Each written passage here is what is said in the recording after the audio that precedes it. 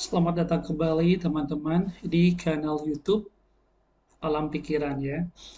Pada video sebelumnya kita sudah sedikit mengulas apa itu aspek pemikiran Apollonian dan Dionysian dari kodrat manusia daripada pemikiran Nietzsche, dan masih di dalam rujukan yang sama. Saat ini kita akan melanjutkan kembali untuk mengetahui siapa itu sebenarnya sosok figur filsuf atau psikolog yang bernama Nietzsche ini. Ini masih di dalam bukunya Hergenhan ya, in Introductions to the History of Psychology. Oke, di sini kita langsung melihat suatu subjudul Nietzsche sang psikolog ya. Salah satu subjudul yang ditulis oleh Hergenhan ini.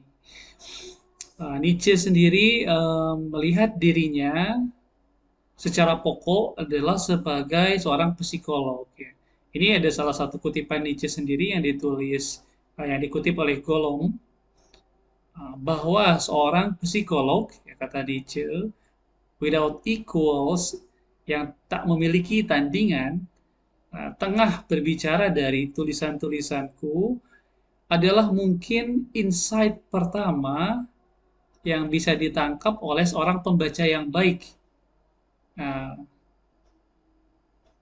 seorang pembaca yang layak saya kagumi. Nah, ini kata perkataan Nietzsche. Jadi, melalui kutipan ini Nietzsche sendiri mengakui dirinya seorang yang memiliki perhatian terhadap aspek psikologi dan juga menamai dirinya seorang psikolog ya. Dan bahkan seperti halnya akan kita lihat lebih lanjut, banyak sekali yang kemudian muncul di dalam karya-karya tulis Freud, muncul pertama kali lebih awal di dalam karya Nietzsche.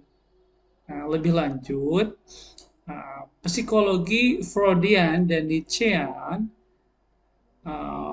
membagikan tujuan yang sama berkenaan untuk menolong individu-individu untuk memperoleh kendali dari impuls-impuls irasional mereka yang begitu kuat, agar mereka dapat hidup atau menghidupi kehidupan yang lebih sehat dan juga lebih kreatif. Nah,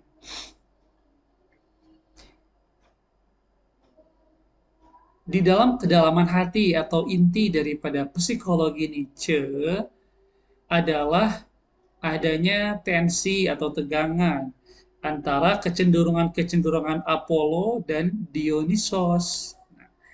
Kecenderungan Dionysos ini yang mana Nietzsche merujuk sebagai aspek yang bersifat barbar, tidak dapat mengekspresikan dirinya unabated, atau misalkan di sini di dalam kekuatan yang penuh ya, tidak bisa mengekspresikan dirinya di dalam kekuatan yang penuh tanpa ia pertama-tama menghancurkan individu. Nah, ini dia aspek barbar daripada Dionysos ya. Ini memang dia menghancurkan individu agar dia mampu berekspresi.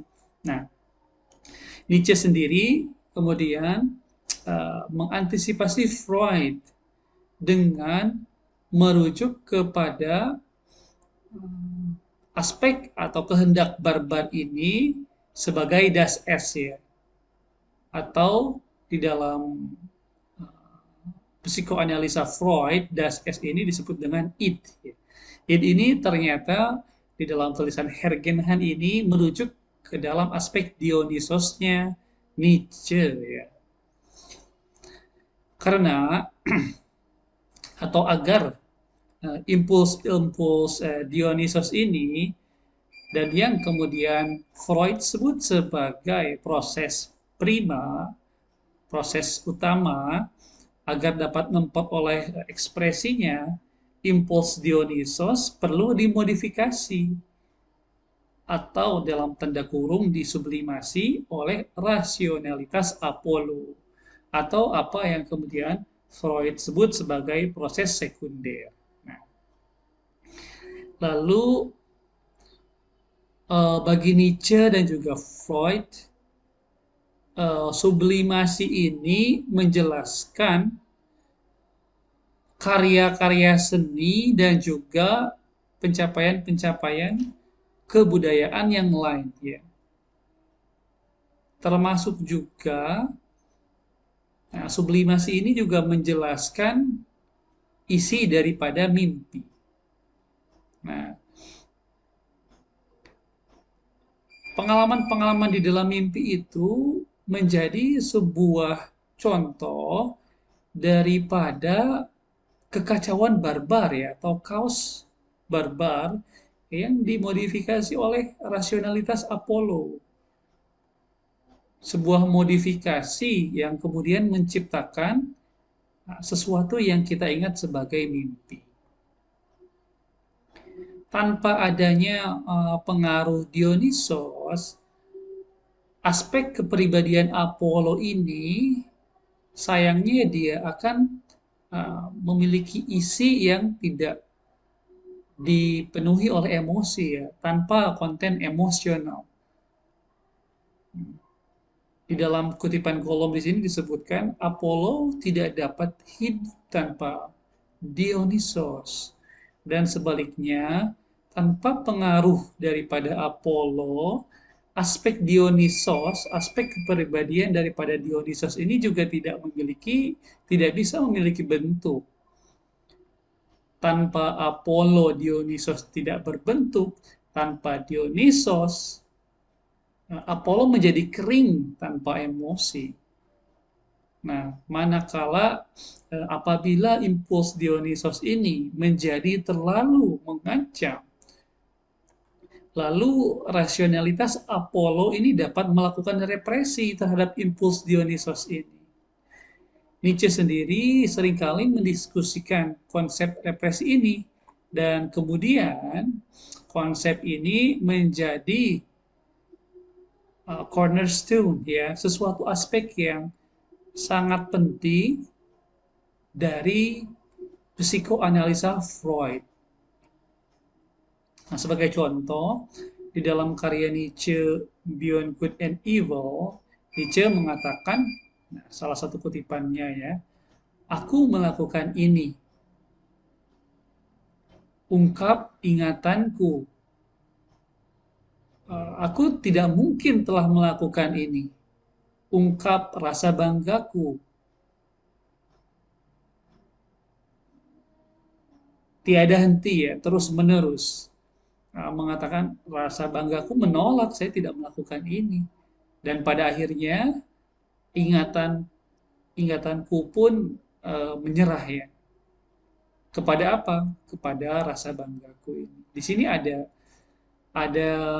sebuah kutipan ini uh, mencerminkan adanya sebuah konfrontasi antara dua hal di dalam individu manusia.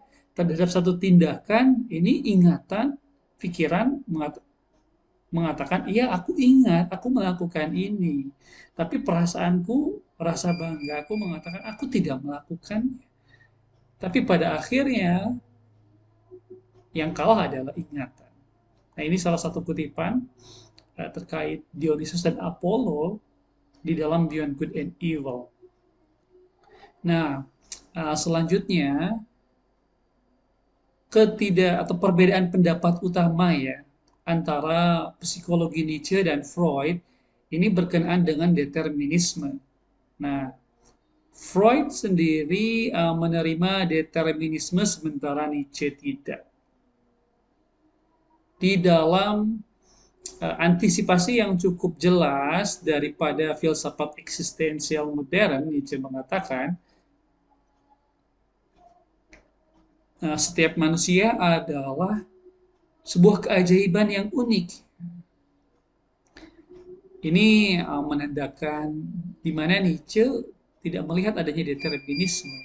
Kita bertanggung jawab terhadap diri kita sendiri untuk eksistensi diri kita sendiri. Dan kebebasan juga membuat kita bertanggung jawab untuk karakter-karakter diri kita. Seperti halnya seorang seniman yang bertanggung jawab terhadap kreasi artistik mereka. Nah, di sini tidak adanya determinisme di dalam psikologi Nietzsche ini kemudian dianalogikan seperti halnya artis bisa menciptakan apapun dengan kreasi mereka. Demikian juga dengan analogi ini, kita sebagai manusia yang bebas juga bertanggung jawab untuk menciptakan karakter diri kita sendiri. Kita adalah bebas secara potensialitas. Kepribadian merupakan sebuah karya seorang seniman.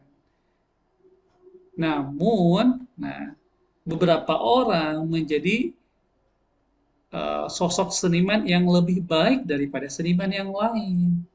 Nah, apabila uh, manusia menggunakan kehendak kuasa mereka, untuk mencampur adukan ya, bahan-bahan yang tersedia bagi diri mereka sendiri menjadi sebuah kepribadian yang unik dan otentik ya, mereka kemudian dapat bebas. Jadi masalah kepribadian dan pembentukan karakter ini ya itu tidak ada determinisme di dalam Nietzsche dan kita bebas untuk menjadikan diri kita apapun. Dan sebaliknya, apabila manusia hidup hanya berdasarkan standar-standar moral yang ada, bukan berdasarkan kreasi mereka sendiri, maka manusia yang demikian adalah budak. Ya. Perbedaannya lalu antara bebas, ya, merdeka dan juga budak adalah sebuah pilihan saja. Setiap orang yang menghendaki dirinya bebas, nah, harus menjadi bebas melalui upayanya sendiri. Endeavor ya di sini Nietzsche menekankan adanya ya upayanya sendiri kalau mau itu adalah sebuah pilihan. Maka kebebasan tidak dapat mungkin jatuh ke dalam pangkuan seseorang seolah-olah ia adalah sebuah hadiah yang ajaib. Nah, di sini kutipan dari kolom terakhirnya menutup satu subbab kita mengenai sosok Nietzsche sebagai seorang psikolog ya, yang mana di sini diungkapkan oleh Hergen Hans bahwa Nietzsche telah mengantisipasi apa yang kemudian dikemukakan oleh Freud di dalam psikoanalisanya. Nah, kita sekarang sedikit masuk ke dalam kematian Tuhan.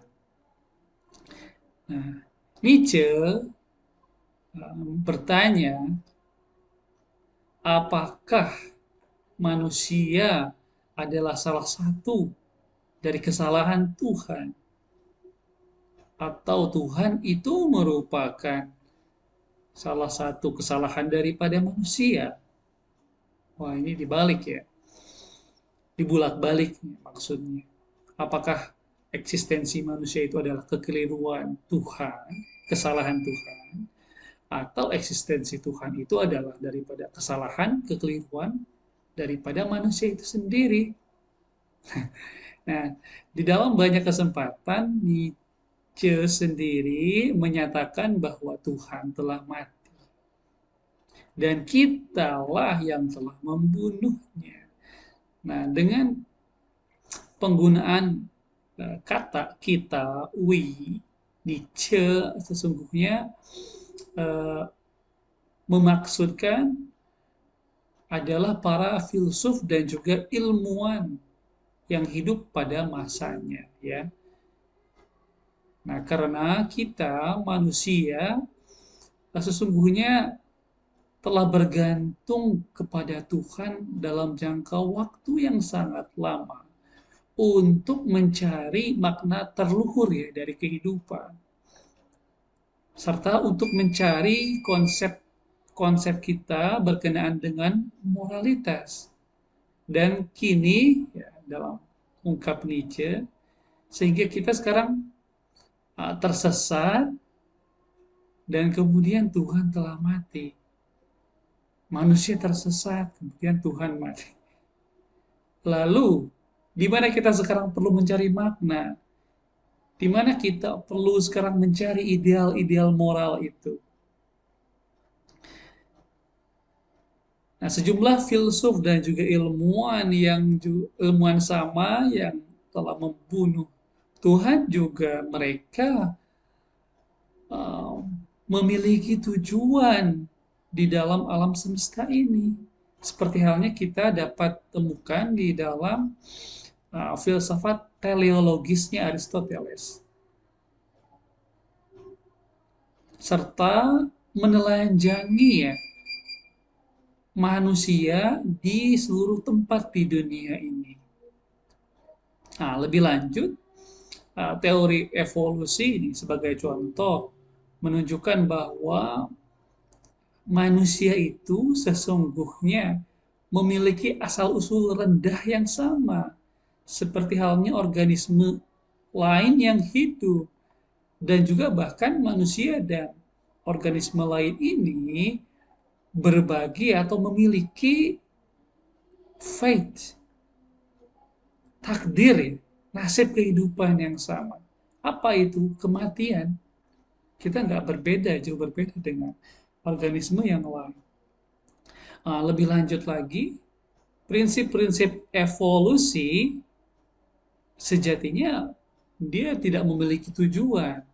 Nah, seleksi alam sederhananya hanya berarti bahwa organisme yang memiliki ciri-ciri tertentu, karakteristik tertentu yang membuatnya bisa beradaptasi terhadap lingkungan, dapat menyintas, bertahan hidup, dan melakukan reproduksi oleh karenanya. Itu aja sebetulnya. Jadi mereka yang bisa beradaptasi terhadap lingkungan, bisa melanjutkan kehidupannya lebih lama dari organisme yang lain, dan kemudian dapat melakukan perkembangbiakan. Karenanya, manusia itu kalau demikian ya tidak perlu merasa bangga atau mencari makna ketika faktanya mereka mungkin saja bisa menyintas lebih lama atau dengan cara yang berbeda dari spesies organisme yang lain. Nggak usah merasa bangga lah. Nah,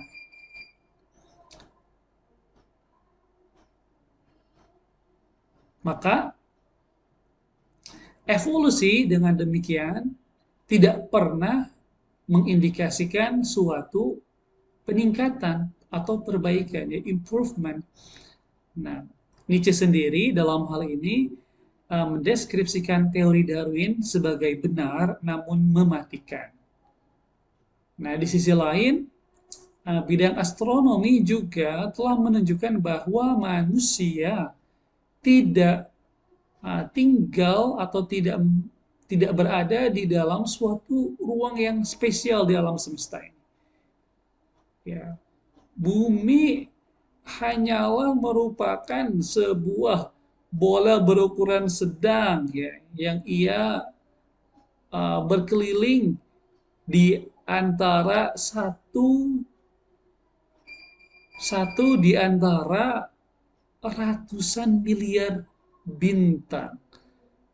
Apa spesialnya? Kita hanya kerdil di alam semesta ini. Itulah yang diungkapkan oleh bidang astronomi. Nah, karena itu, ah, kembali lagi ke dalam isu mengenai Tuhan, tidak ada Tuhan yang peduli dengan kita. Spesies kita memiliki atau menempati tempat yang tidak begitu penting ya dibandingkan yang lain di dalam kerajaan hewan, dan juga bumi hanyalah satu daripada tubuh-tubuh surgawi yang tanpa makna sebetulnya.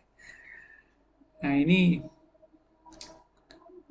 baik kita lanjut ya. Dan dengan kematian Tuhan, lalu datanglah kematian daripada bayangan-bayangan Tuhan, yaitu metafisika. Tanpa agama, tanpa sains, dan tanpa metafisika, kemudian manusia berakhir di dalam sebuah kosmik tabula rasa. Ya. Tabula rasa ini adalah suatu gagasan ya, di mana pikiran yang ada di bumi ini pertama-tama adalah seperti halnya papan tulis yang kosong, kita yang mengisinya. Dan demikian juga di sini manusia, ya semesta ini kosong sebetulnya, gak ada makna apapun yang tidak memiliki prinsip-prinsip transendental atau daya-daya lain yang dapat menuntun mereka. Nah, di sini sangat kental sekali ya gagasan ateistik daripada Nietzsche yang diungkapkan oleh Hergen Hahn. Dan menurut Nietzsche, ketiadaan daripada sumber-sumber tradisional ya berkenaan dengan makna dan juga moralitas mengartikan bahwa manusia bertanggung jawab terhadap diri mereka sendiri. Dan bagi Nietzsche, tidak ada, tidak akan pernah ada kebenaran-kebenaran yang sifatnya abstrak yang menunggu untuk ditemukan oleh hmm, oleh semuanya, melainkan kesemua itu bukan kebenaran abstrak dan hanyalah cara pandang atau perspektif individual saja. Dan tentunya perspektifisme Nietzsche ini terhadap kebenaran secara langsung ya bertentangan dengan filsafat enlightenment ya, abad pencerahan. Ini pada abad ke-18 di Eropa di mana orang-orang mulai memberikan penekanan mengenai pentingnya sains, ilmu pengetahuan, dan nalar daripada agama dan tradisi.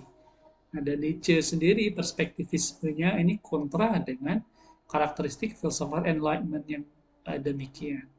Dan perspektifisme Nietzsche juga ini dilihat oleh banyak pihak sebagai pelopor daripada postmodernisme. Baik, mungkin ini saja teman-teman semua apa yang dapat kita baca bersama untuk kesempatan ini terkait siapa itu Nietzsche bagian kedua sebagaimana disusun oleh Hergen Hahn. Sampai jumpa di kesempatan yang lain.